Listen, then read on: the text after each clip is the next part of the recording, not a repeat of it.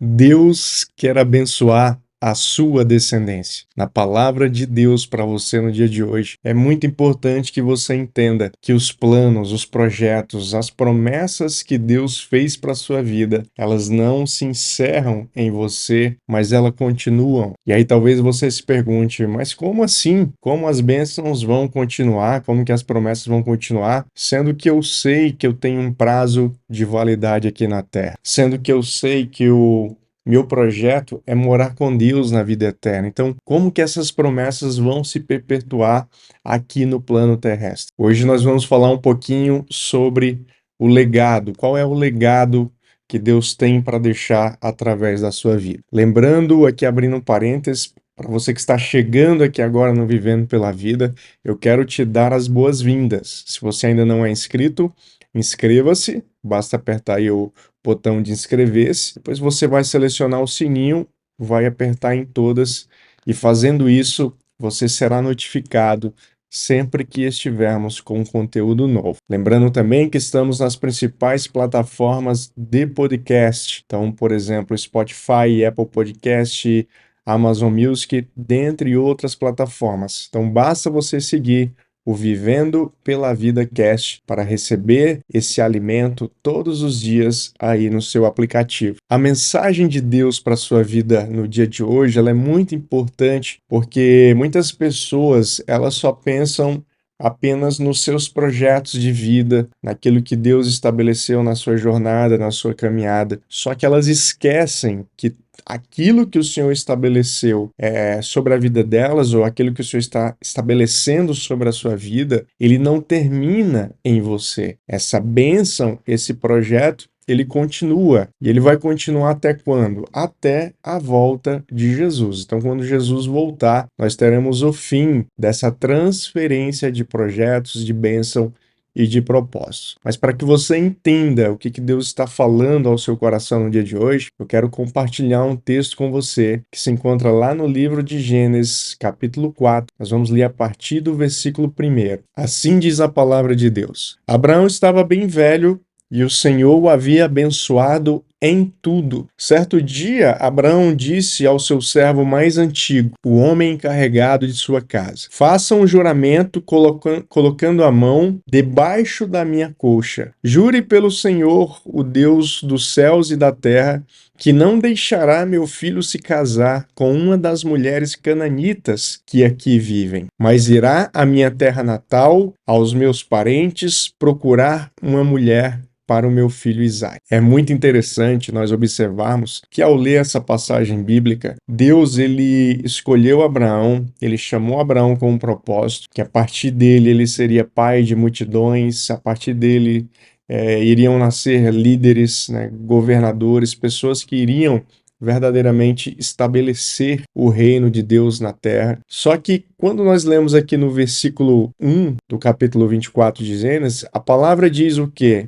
Que o Senhor havia abençoado em tudo. Ou seja, Abraão, ele já era um homem completo. Ele já havia cumprido a sua jornada, já havia cumprido a sua missão. Nesse momento aqui, inclusive, ele já era viúvo, sua esposa já não estava mais com ele. Então, podemos dizer que Abraão era um homem realizado. Era um homem que cumpriu o seu propósito. Mas é importante nós entendermos que a missão que Deus entregou para ele, ela não finalizou em Abraão. Então o que ele faz? Ele chama o seu servo de mais confiança, aquele mais antigo, aquele que estava dentro de casa, que conhecia a rotina da família, aquele que verdadeiramente tinha acesso à intimidade da família. Então ele chama justamente esse servo para quê? Para que ele volte lá na terra de onde ele saiu, lá no meio da parentela dele, e que de lá ele traga uma esposa para o seu filho Isaac. Olha só como é interessante a percepção de Abraão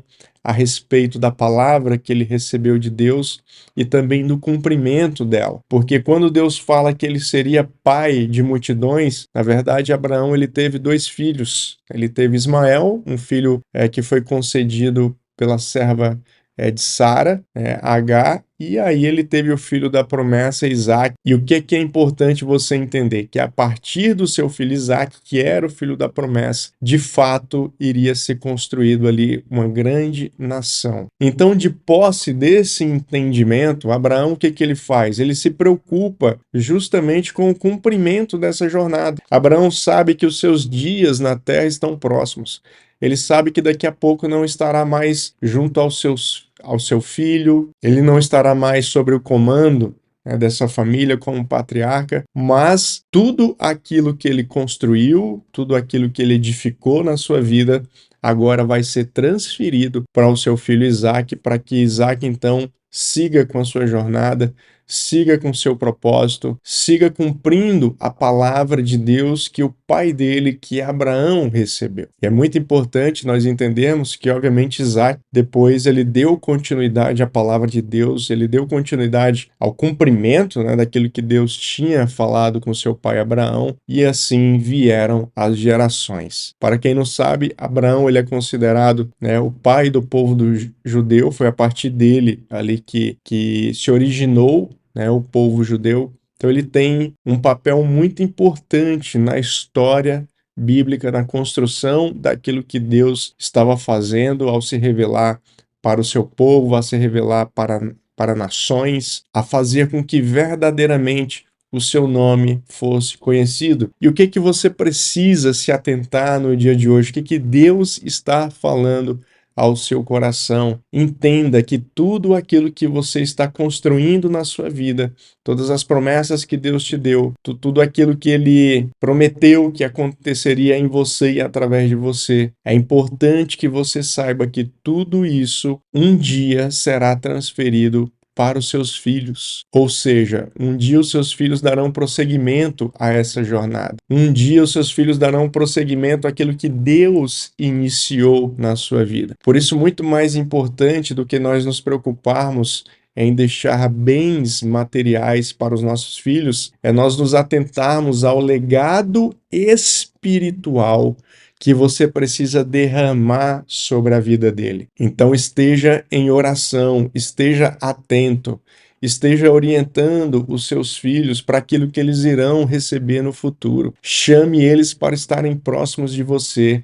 Explique para eles aquilo que Deus tem falado com a sua vida, aquilo que Deus tem derramado em você. E a partir do momento que eles tiverem esse contato, a partir do momento que eles tiverem esse entendimento, será mais fácil para eles continuar a caminhada. Se você veio de um berço evangélico, se você veio de um berço cristão, se você vem de origem de uma família que carrega uma promessa, você sabe muito bem o que eu estou falando. Para você é mais fácil ter dado aquilo que os seus pais construíram lá atrás. E se você é alguém que é o primeiro, ou seja, se você está justamente sendo Abraão na vida da tua família, entenda que para você sim, o caminho vai ser mais difícil. Você está aí com uma foice na mão, abrindo o caminho, abrindo aquele mato fechado, se ferindo, se cansando.